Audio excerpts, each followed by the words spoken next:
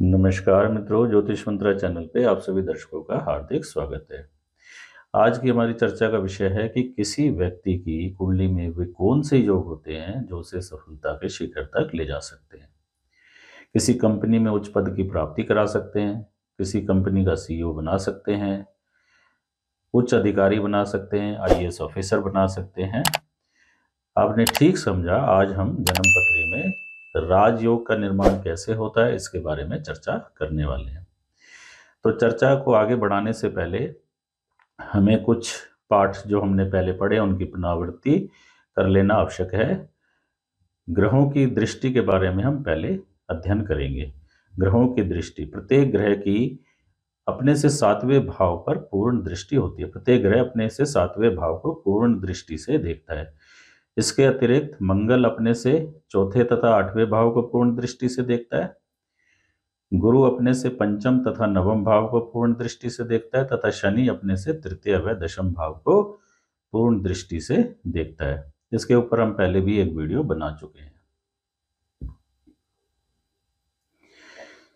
आप इस कुंडली में देख पा रहे होंगे कि शनि की दृष्टि जो है सातवीं दृष्टि चंद्रमा पे है, शनि की तीसरी दृष्टि तृतीय भाव पे है, शनि दशम दृष्टि से दशम भाव को देख रहा है क्योंकि शनि यहाँ लगन में विराजमान है। इसी प्रकार आप मंगल को देखें, मंगल द्वितीय भाव में बैठा हुआ है, पंचम भाव को चौथी दृष्टि से देख रहा है, अष्टम भाव को सातवीं दृष्टि से देखता है और अष्टम दृष्टि से यह नवम भाव को देख रहा है।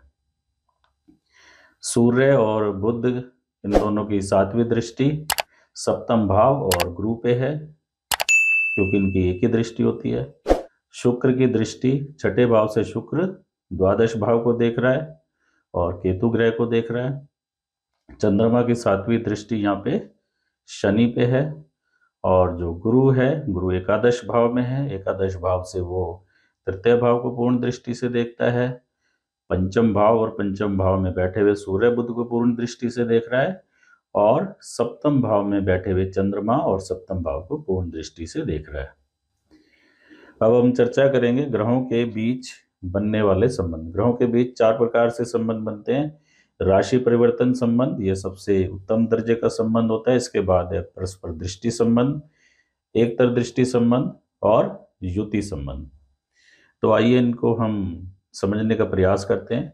सबसे पहले हम देखते हैं राशि परिवर्तन संबंध क्या होता है। जब दो ग्रह परस्पर एक दूसरे की राशि में होते हैं तब उनमें राशि परिवर्तन संबंध कहलाता है। आप प्रस्तुत कुंडली में देखिए, चौथे भाव में शनि जो है और पंचम नवम भाव में सूर्य। तो शनि और सूर्य यहाँ एक दूसरे की राशि में है। शनि सिंह राशि में है और सूर्य नवम भाव में शनि की राशि में है। तो यहाँ शनि सूर्य की राशि में है और सूर्य शनि की राशि में है, तो यहाँ शनि और सूर्य के बीच में राशि परिवर्तन योग माना जाएगा। इसके बाद हम देखते हैं परस्पर दृष्टि संबंध। दो ग्रह जब एक दूसरे को पूर्ण दृष्टि से देखते हो तब उनमें परस्पर दृष्टि संबंध माना जाता है। अब आप देख पा रहे हैं यहाँ शनि सूर्य को, चौथे भाव से शनि दशम में बैठे सूर्य को और दशम भाव से सूर्य चौथे भाव में बैठे शनि को पूर्ण दृष्टि से देख रहा है। एक और उदाहरण में देखिए, यहाँ चतुर्थ भाव से मंगल चौथी दृष्टि द्वारा सप्तम में बैठे शनि को देख रहा है। मंगल चौथी दृष्टि से शनि को देख रहा है और शनि दशम दृष्टि से मंगल को यहाँ देख रहा है, तो इनमें परस्पर दृष्टि संबंध माना जाएगा। इसके बाद एकतर दृष्टि संबंध होता है। जब एक ग्रह दूसरे को पूर्ण दृष्टि से देखता हो परंतु दूसरा ग्रह पहले को पूर्ण दृष्टि से ना देखता हो तब उनमें एकतर दृष्टि संबंध होगा। जैसे यहाँ शनि जो है सप्तम भाव से अपनी तीसरी दृष्टि द्वारा मंगल को देखता है। शनि यहाँ मंगल को देख रहा है लेकिन मंगल यहाँ शनि को नहीं देख रहा। एक ग्रह दूसरे को देखता हो और दूसरा ग्रह पहले वाले ग्रह को ना देखता हो, तो यहाँ पे शनि जो है मंगल को देख रहा है, मंगल जो है शनि को नहीं देख पा रहा, तो इनमें एकतर दृष्टि संबंध माना जाएगा। इसके बाद आता है युति संबंध। से प्रस्तुत कुंडली में सप्तम भाव में शनि और मंगल की युति है, तो इनमें युति संबंध है। तो ग्रहों के बीच में संबंध को आपको अच्छे से पता होने चाहिए, आपको देखती कुंडली में पता होना चाहिए। इतना अभ्यास करें कि आपको देखते ही पता चल जाए कौन सा ग्रह किसके साथ किस प्रकार का संबंध बना रहा है। आइए अब हम चर्चा करते हैं राजयोग। बृहत्पराशर होरा शास्त्र में जो कुंडली के केंद्र स्थान है उनको विष्णु स्थान माना गया है, और जो हमारे त्रिकोण भाव है उनको लक्ष्मी स्थान की संज्ञा दी गई है। तो जब विष्णु और लक्ष्मी का जो संबंध है वो बन जाता है तो वो राजयोग होता है। तो यदि केंद्र और त्रिकोण के स्वामी ग्रहों का आपस में संबंध हो, केंद्र और त्रिकोण के स्वामियों का आपस में संबंध हो, परंतु और किसी भाव के स्वामी के साथ संबंध ना हो, तो यह संबंध शुभ फलदायक होता है। जैसे कि चतुर्थ भाव के स्वामी, चतुर्थ केंद्र हो गया, का संबंध पंचम भाव से हो और उसमें और किसी ग्रह से संबंध ना बन रहा हो, तो यह संबंध राजयोग कहलाता है।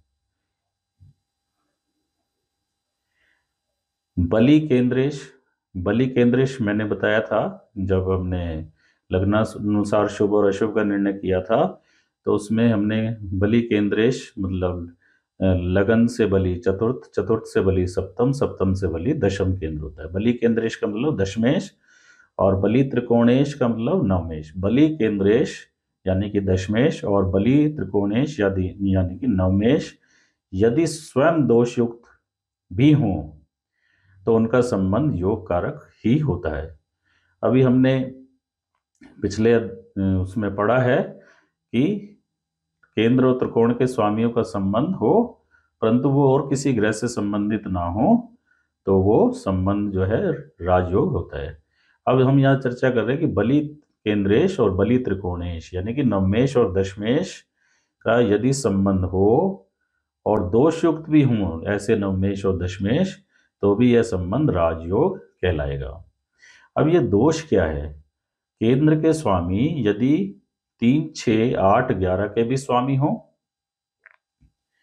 जैसे मेष लगन में जो शनि है केंद्र का स्वामी है, दशम केंद्र का स्वामी है, दशमेश है और एकादशेश भी है, तो यहाँ शनि दोष युक्त माना जाएगा। दशमेश है, दशम केंद्र का स्वामी है, बलि केंद्रेश है, लेकिन एकादशीश भी है। तो इस प्रकार यदि केंद्र के स्वामी 3, 6, 8, 11 के भी स्वामी हों तो दोषयुक्त कहलाते हैं। और त्रिकोण के स्वामी यदि 6, 8 के भी स्वामी हों तो दोषयुक्त कहलाते। किसी भी लगन में कोई भी त्रिकोण का स्वामी एकादश भाव का स्वामी नहीं हो सकता।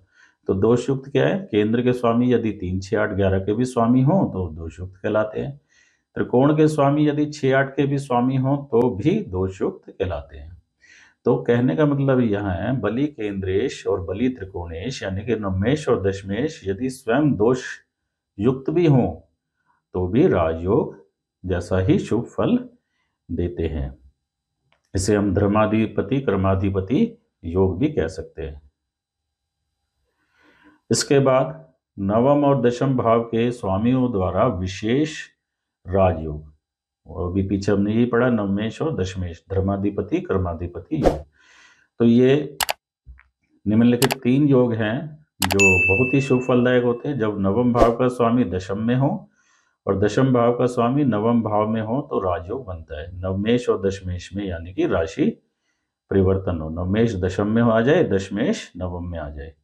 जब नवम और दशम भाव के स्वामी नवम भाव में या दशम भाव में युति करें तो राजयोग बनता है। यानी कि नवम और दशम के स्वामी या तो एक साथ नवम भाव में आ जाएं या नवम और दशम के स्वामी एक साथ दशम भाव में आ जाएं तो भी राजयोग होता है। जब नवम भाव का स्वामी दशम में हो या दशम भाव का स्वामी नवम में हो, इससे पिछले में था नवम का और दशम का एक साथ हो नवम भाव में या दशम भाव में, और उससे प्रथम जो हमारा बिंदु था नवमेश दशम में हो दशमेश नवम में हो, दूसरा बिंदु है नवमेश और दशम की युति हो नवम भाव में या दशम भाव में, और तीसरा हम कह रहे हैं नवम भाव का स्वामी दशम में हो, दशम भाव का कहीं भी हो, नवम का स्वामी दशम में हो दशम का स्वामी नवम में हो तो भी राजयोग होता है। अब आप स्वयं समझ सकते हैं, जो पहला वाला अगर राजयोग बनता है नवमेश और दशमेश के बीच में तो ये सबसे उत्तम होगा। इसके बाद इसी प्रकार जैसे हमने नवमेश और दशमेश से बनाया, ये सबसे उत्तम राजयोग होता है, ऐसे ही चतुर्थ एक केंद्र है, पंचम एक त्रिकोण है। तो चतुर्थेश और पंचमेश से बनने वाले राजयोग इस प्रकार हैं।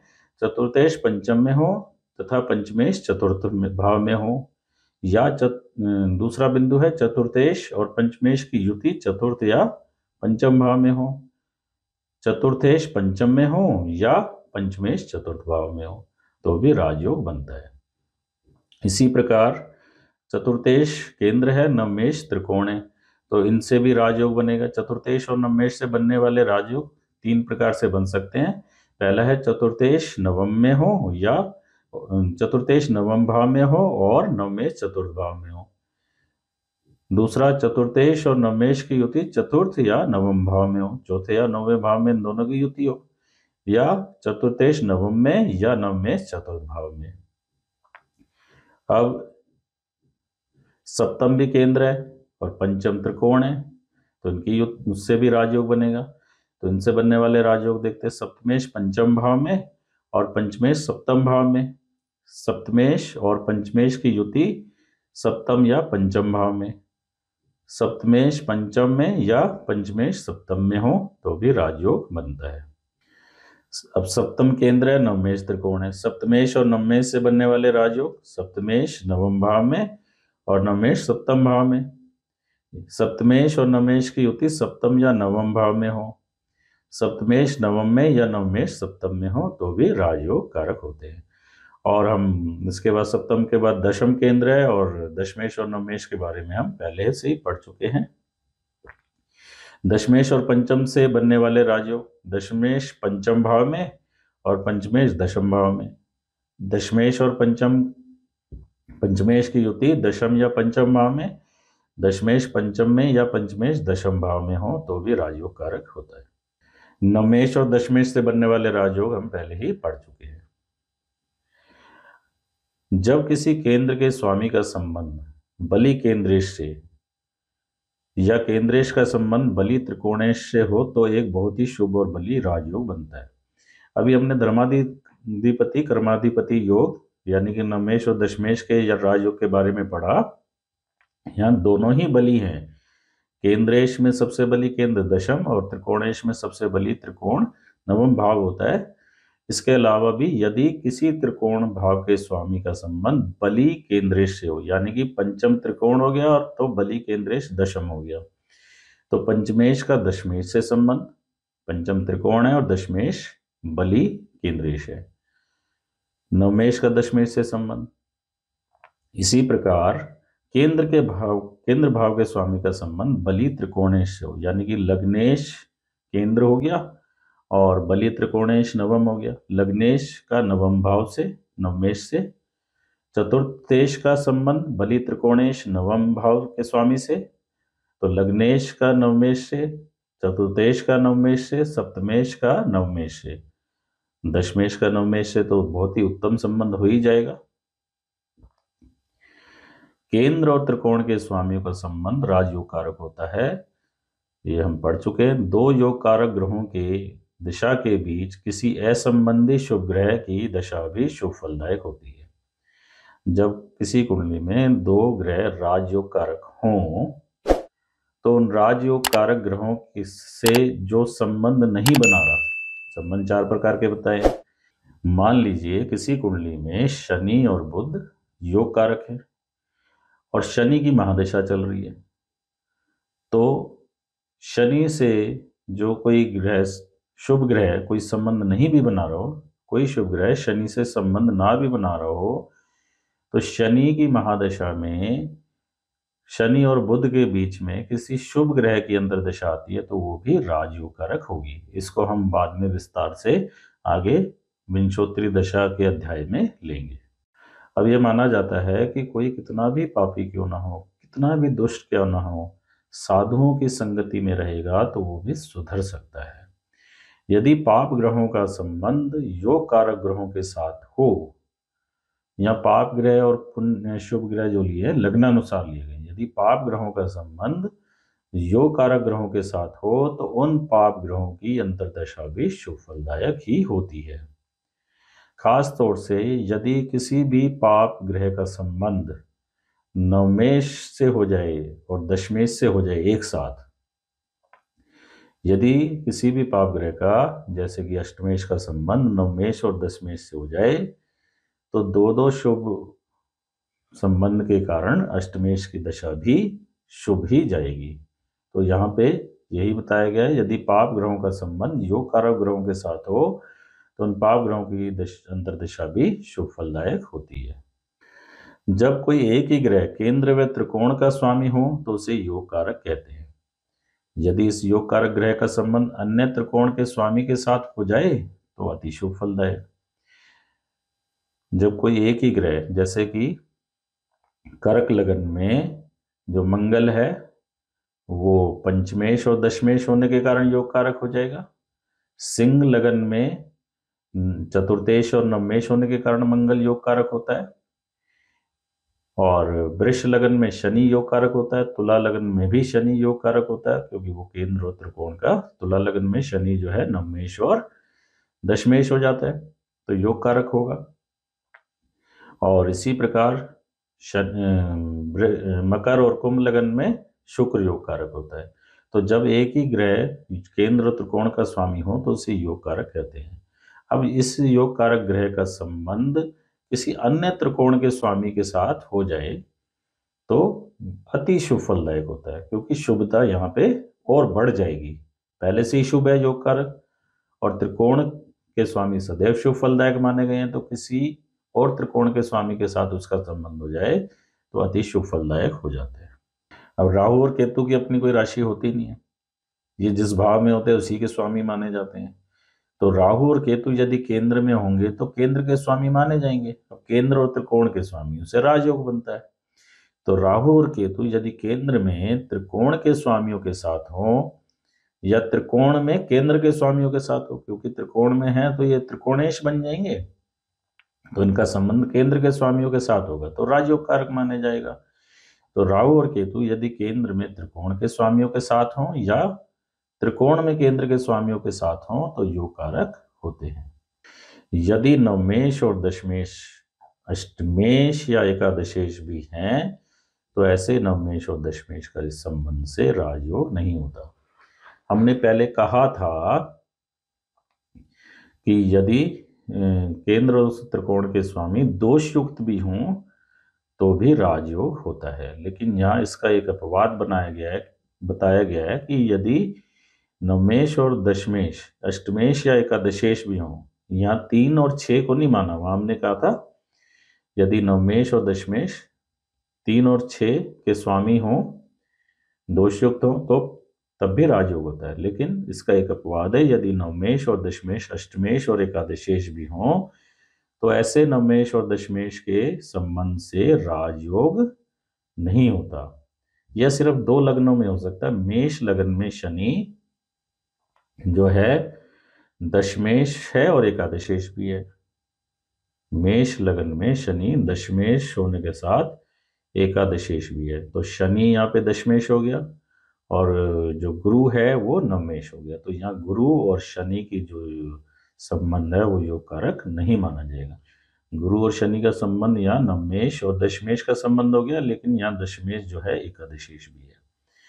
इसी प्रकार से मिथुन लगन में भी गुरु और शनि का संबंध राजयोग कारक नहीं माना जाएगा, क्योंकि मिथुन लगन की कुंडली में शनि त्रिकोण का स्वामी है लेकिन उसकी एक राशि अष्टम भाव में पड़ती है। आप मिथुन लगन की कुंडली बना के देख लीजिए, शनि यहाँ मकर राशि उसकी अष्टम भाव में और नवम भाव में कुंभ राशि है। तो यहाँ पे शनि अष्टमेश और नवमेश हुआ और गुरु यहाँ पे दशमेश है, तो यहाँ पे शनि और गुरु का संबंध योग कारक नहीं माना जाएगा, क्योंकि यहाँ बताया गया है कि यहाँ बताया गया है कि यदि नवमेश और दशमेश अष्टमेश और एकादशेश भी हों तो इनका संबंध राजयोग कारक नहीं होता।